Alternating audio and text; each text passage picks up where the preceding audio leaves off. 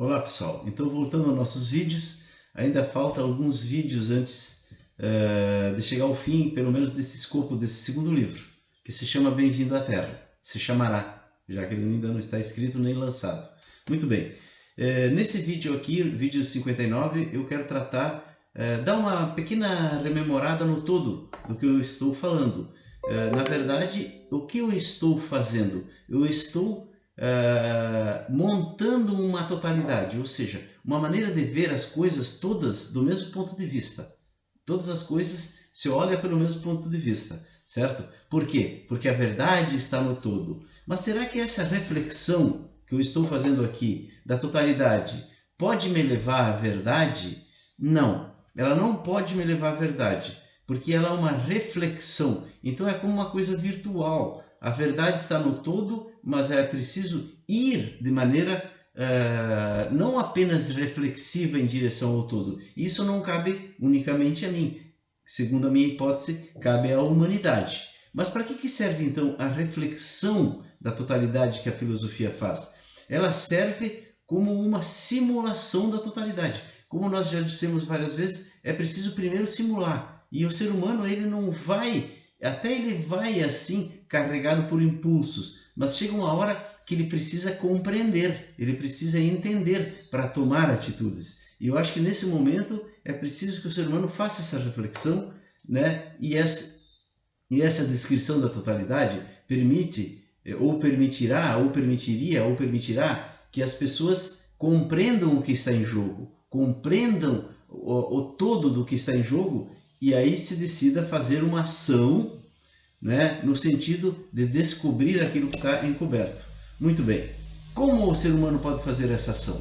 Bom, mais adiante eu vou entrar mais explicitamente em como ele pode fazer essa ação. Agora, no momento presente, nós estamos vendo que o mundo está num tempo de monstros. Ele está, segundo a minha hipótese, tem dois mundos brigando um com o outro. O mundo antigo, representado hoje por esse mundo hierárquico que tem os Estados Unidos na cabeça, do ponto de vista da geopolítica, do ponto de vista da economia, é isso, certo? E tem um outro mundo, que é simbolizado pela China, né? Que é um mundo também simbolizado pelos BRICS, que é um mundo multipolar, né? Então esses dois mundos estão em choque, e as pessoas estão perdidas no meio disso, elas não entendem direito, o mundo se desfaz. E então o fascismo, que é a primeira natureza, aquela natureza que diz assim: o mais forte vence o mais fraco.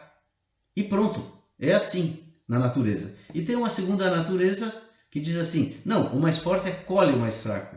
A segunda natureza, ela está no mundo que o ser humano constrói, principalmente no mundo moderno, né? Depois da Idade Média é que a segunda natureza, com bastante influência da filosofia grega e do próprio cristianismo, ele criou a segunda natureza, que não é propriamente uma solidariedade, é um pouco falsa, mas é um ensaio da solidariedade, vocês me entendem? Que pode efetivamente vir a acontecer, né? Então, nesse momento em que há uma disputa entre dois mundos, como aconteceu no Entre Guerras, que eu já falei, né? O fascismo aflora, porque a segunda natureza, que é a da solidariedade, ela se desfaz nesses momentos. E nós estamos vivendo isso. E esses dois mundos estão em luta. E quem vencerá? Bom, possivelmente, não sei quanto tempo vai demorar, mas o segundo, o que é representado pelos BRICS, esse mundo multipolar, ele deve sair dessa crise vencedor. E o mundo capitaneado pelos Estados Unidos deve ser substituído por uma nova formatação, com uma moeda internacional. Por quê? Porque os Estados Unidos se beneficiam da emissão da moeda internacional, que é o dólar, né? Por um governo planetário que realmente organize todos os países. E será que vai ser ruim para os Estados Unidos? Não.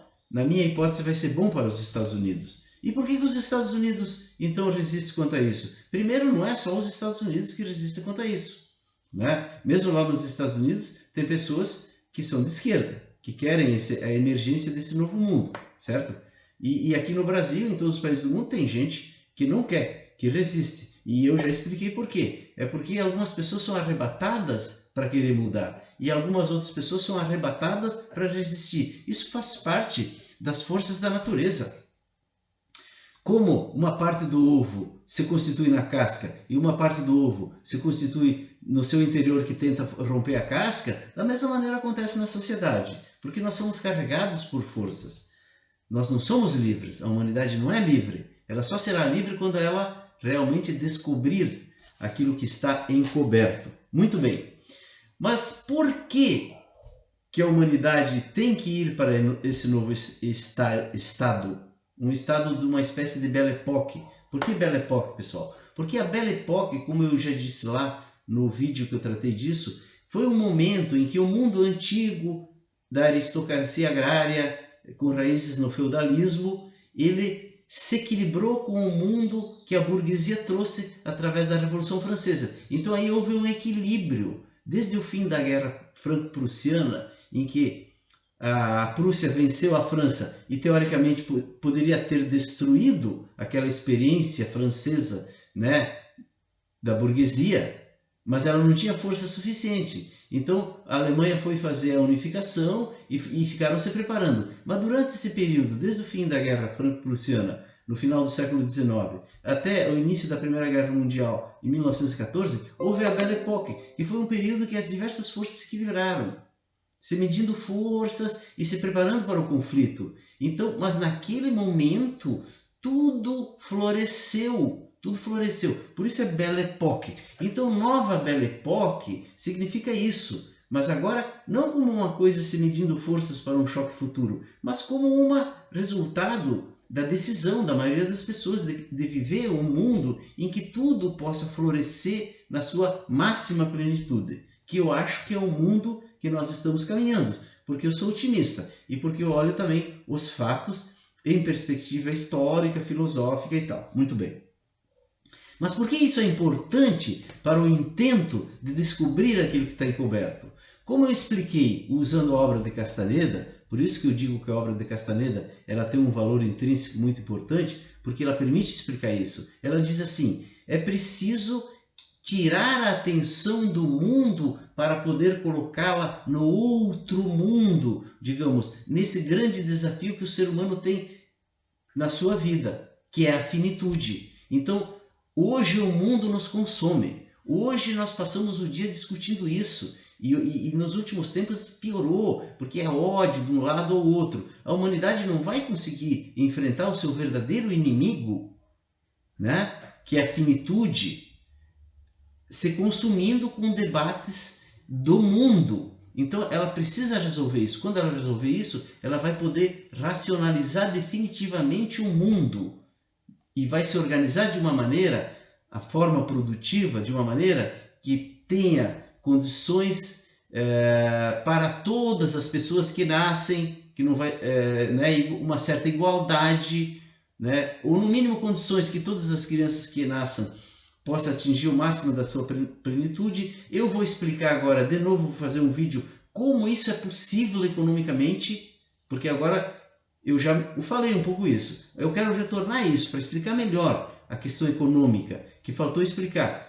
E também nisso eu tenho que explicar por que a esquerda ela está numa crise que ela precisa compreender certas coisas que ela ainda não compreendeu. Porque a esquerda é aquela parte da sociedade que quer ir adiante, e a direita é aquela parte da sociedade que quer segurar. Mas a direita, nós já vimos, ela faz um papel necessário de segurar. E a esquerda, ela tem que romper. Só que ela não está conseguindo romper porque ela não está conseguindo compreender muito bem essa questão econômica, a questão desde o marxismo, um certo equívoco do marxismo, uma série de coisas que nós vamos ter que tratar num vídeo próprio, certo?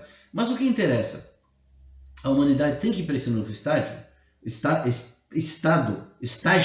nesse novo estágio, romper a casca desse ovo, porque ela precisa se acertar entre si.